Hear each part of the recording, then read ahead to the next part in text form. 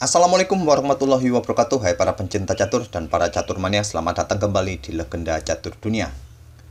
Turnamen online seri keempat Champion Chess Tour sudah dimulai kembali tadi malam dengan tema Magnus Carlsen Invitational dan dengan 16 pemain yang akan berlaga yang akan berlangsung selama 9 hari. Kawan-kawan bisa menyaksikannya secara streaming setiap malam di kanal YouTube-nya chess24.com ataupun di kanal YouTube-nya Magnus Carlsen. Dan untuk video yang pertama yang akan kita ulas ini atau yang kita cover, tentu dari salah satu kandidat yang dijagokan, yaitu Magnus Carlsen. Dan lawannya adalah Maxime Lagrave, yang kebetulan bertemu pada putaran kedua. Semalam Magnus Carlsen bermain 3 kali menang, 1 kali kalah, dan 1 kali remis. Untuk sementara menempati klasemen kedua setelah Hannes Giri, sedangkan Maxime Lagrave 2 kali menang, 1 kali kalah, dan 2 kali remis menempati posisi kelima di klasemen sementara. Dan kita langsung saja ke atas papan kawan. Magnus Carlsen mengawali permainan dengan pion C3. Kira-kira apa nama pembukaan ini kawan yang dimainkan oleh Magnus Carlsen? Ini adalah pembukaan Zaragoza atau Zaragoza Opening. Salah satu pembukaan yang tidak terlalu agresif atau tidak terlalu ambisius. Dipopulerkan di Spanyol sekitar tahun 1919 oleh klub catur lokal di Spanyol. Dibalas oleh Maxim dengan pion B6. Ini adalah balasan yang cukup populer dari Zaragoza Opening. Pion E4, gajah B7, pion D3, pion E6, sekarang kuda putih lompat ke D2. Maxim melanjutkan dengan pion D5. Langsung menantang pion pusat E4, tantangan ditolak. Magnus memilih mengembangkan kuda F3. Maxim melanjutkan kuda F6. Pion E5 mengancam kuda, kuda lompat ke D7, dan sekarang pion D4. Seperti yang kalian lihat kawan, sekarang di langkah ke-7 ini struktur bangunan pion seperti permainan dalam French defense. Maxim melanjutkan dengan pion C5, tentu saja balasan yang cukup populer dalam permainan French defense. Tapi tentu saja putih atau Magnus Carlsen tidak melayani permainan pion C5 ini kawan, memainkan pion H4. Ini akan memberikan opsi ke depannya kawan, pion ini akan tetap didorong untuk maju ke depan sehingga membuat pemain hitam akan berpikir 2 kali untuk melakukan rokade pendek.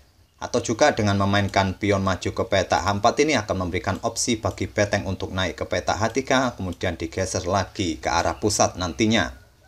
Dan Maxim melanjutkan dengan pengembangan kuda C6. Magnus mengembangkan gajah D3, pion C pukul pion D4, dipukul balik oleh pion C, sekarang kuda lompat ke B4 mengancam gajah, gajah mundur ke E2, dan sekarang menteri ke C8 memberikan dukungan bagi kudanya untuk melakukan skak garbuan pada beteng. Mungkin kalau kita yang main kawan akan menempatkan beteng di lajur C ini. Tapi kali ini adalah Super Grandmaster yang main kawan, menempatkan menterinya di lajur yang terbuka. Tentu ada maksud lain di balik langkah menteri ini. Magnus Carlsen mengantisipasi ancaman skak garbuan dengan melakukan rokade pendek, dan sekarang Maxim melangkahkan gajah A6. Inilah kawan maksud dari Maxim tadi menempatkan menterinya di peta atau di lajur terbuka ini bukan dengan betengnya. Dia ingin menukarkan gajah petak terangnya dengan gajah putih. Tantangan diterima Magnus Carlsen, gajah pukul gajah, dipukul balik oleh menteri, sekarang kuda putih lompat ke E1. Ini memberikan jalan bagi menterinya untuk keluar kawan dan memberikan tekanan pada sayap raja. Dan juga dengan menempatkan kuda di E1 ini juga membantu untuk mengontrol peta C2. Maxim menggeser beteng ke C8 dan sekarang pion H5 lanjut Magnus Carlsen. Tentu saja kawan langkah pion H5 ini perlu diperhatikan oleh hitam apakah nantinya akan tetap melakukan rokade pendek atau tidak. Pion ini menjadi pertimbangan untuk melakukan rokade itu. Maxim melanjutkan pengembangan gajah E7, pion A3 mengancam kuda, kuda kembali ke C6, dan sekarang menteri putih ke G4 memberikan ancaman pada pion G7. Seperti yang saya bilang tadi kawan, dengan adanya pion di peta H5 ini atau di lajur H ini, membuat Maxim untuk berpikir 2 kali untuk melakukan rokade pendek. Dia membalasnya dengan pion G5, tidak melakukan rokade pendek. Dan di posisi ini, putih memungkinkan untuk pukul pion ini dengan end pasen, tapi setelah nanti dipukul oleh pion H, akan terbuka lajur H bagi beteng hitam. Hal ini tidak disukai oleh Magnus Carlsen. Dia memilih memainkan kuda ke F3, bersiap untuk pukul pion hitam ini dengan kuda, di backup oleh pion H6. Sekarang gajah putih berkembang di E3 untuk memperkuat posisi pion petak pusat D4-nya. Maxim Lagrave melanjutkan langkah menteri ke E2, langsung menginfiltrasi baris kedua putih, mengancam pion B2 serta mengepin kuda putih F3.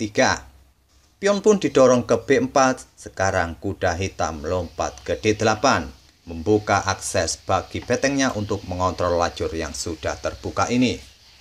Jika dilihat kawan, sampai langkah ke-20 ini, jika kawan-kawan menganalisa menggunakan Stockfish, posisi hitam cukup baik daripada putih.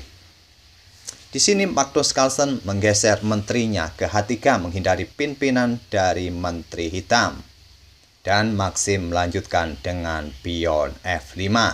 Dipukul dengan end pasen, dipukul balik oleh kuda, dan sekarang kuda putih lompat ke E5. Sebuah spot yang cukup kuat bagi kuda putih ini kawan, mengontrol petak-petak di area atau di depan raja hitam ini. Tentu dengan langkah kuda yang ada di petak E5 ini sangat membatasi ruang gerak raja hitam nantinya. Tapi dengan melangkahkan kuda ke E5 ini kawan, membuka diagonal petak terang bagi menteri ataupun kuda hitam bersiap pukul pion H5 ini.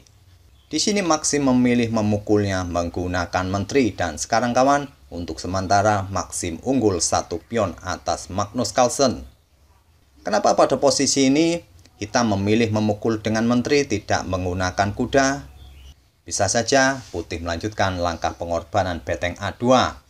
Untuk sebuah taktik defleksi, jika pengorbanan diterima, putih melanjutkan menteri pukul kuda skak. Setelah raja bergeser ke F8, putih melanjutkan pion F4 untuk membuka lajur F bagi betengnya. Dan tentu saja dengan variasi ini, pertahanan hitam akan berantakan. Oleh karena itu kawan, Maxim memilih memukul menggunakan menteri menantang pertukaran menteri. Tantangan diterima, menteri pukul menteri, dipukul balik oleh kuda. Sekarang kuda putih lompat ke E1. Putih mulai mengaktifkan kedua kudanya di petak pusat. Maxim melanjutkan langkah gajah ke D6, memberikan tekanan pada kuda E5, dan putih menggeser beteng F ke C1 menantang pertukaran beteng. Di sini kawan, keadaan sudah berbalik. Sekarang posisi putih sedikit lebih unggul daripada hitam, walaupun dia kalah 1 pion. Tak ada pilihan terbaik bagi hitam untuk menerima tantangan beteng pukul beteng skak, dipukul balik oleh beteng putih. Sekarang beteng naik ke H7 untuk memberikan backup pertahanan di baris kedua. Magnus Carlsen langsung menusuk pertahanan di baris pertama dengan beteng C8, dan beteng kembali digeser ke C7 menantang pertukaran beteng. Magnus Carlsen menolak, menggeser beteng ke A8, sekarang kuda hitam ke F6. Dan Magnus Carlsen melanjutkan langkah pion B5. Langkah yang simpel tapi cukup kuat kawan-kawan pion B5 ini, yaitu untuk mengontrol petak C6 dan tentunya untuk memberikan akses bagi gajahnya bermanuver ke petak gelap ini nantinya. Langkah ini direspon oleh Maxim dengan melangkahkan raja ke E7, dan sekarang kuda lompat ke G6 skak. Raja tidak bisa meninggalkan kudanya kawan, dia hanya bisa bergeser kembali ke petak E8 ataupun ke petak D7. Raja hitam memilih ke D7, sekarang kuda E5 skak. Dipukul oleh gajah, dipukul balik oleh kuda skak, raja kembali ke E7. Dan langkah terakhir dari Magnus Carlsen adalah gajah ke D2.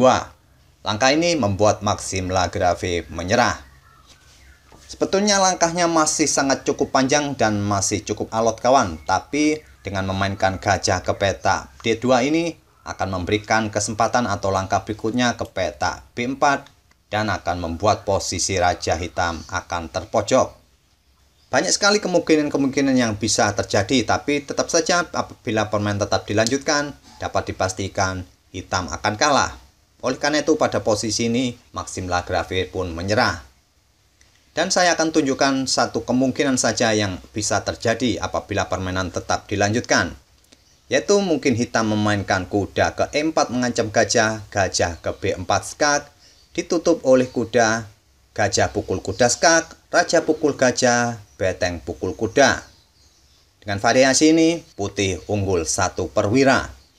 Dan apabila pada posisi seperti ini saat mendapatkan skak dari gajah putih ini, raja bergeser ke E8, maka pion F3 mengancam kuda. Jika kuda hitam lompat kembali ke F6, gajah ke D6 mengancam beteng. Jika beteng digeser ke H7, sekarang kuda C6, yaitu memberikan tekanan atau ancaman pada kuda D8. Di backup oleh beteng, sekarang gajah ke E5. Kuda lompat mungkin ke H7, dan putih bisa memainkan pion G4 untuk menghadang pergerakan pion hitam ini. Dan coba perhatikan kawan, hitam sudah tidak mempunyai lagi langkah yang cukup bagus di posisi ini. Di langkah berikutnya, mungkin putih akan bisa pukul pion di A7. Itulah kemungkinan-kemungkinan langkah yang bisa terjadi. Memang permainan masih cukup panjang apabila dilanjutkan kawan-kawan, tapi posisi hitam sudah dalam posisi yang kalah. Oleh karena itu, pada posisi ini kawan, saat gajah ke petak D2, Maxim Lagrave pun menyerah. Itulah kawan-kawan permainan antara Magnus Carlsen dan Maxim Lagrave di putaran kedua matchday pertama yang terjadi tadi malam. Semoga permainan tadi bisa menghibur kawan-kawan semua, dan kita akan bertemu di video-video berikutnya, tentu saja masih di turnamen Magnus Carlsen Invitational. Terima kasih telah menyaksikan video kali ini. Wassalamualaikum warahmatullahi wabarakatuh.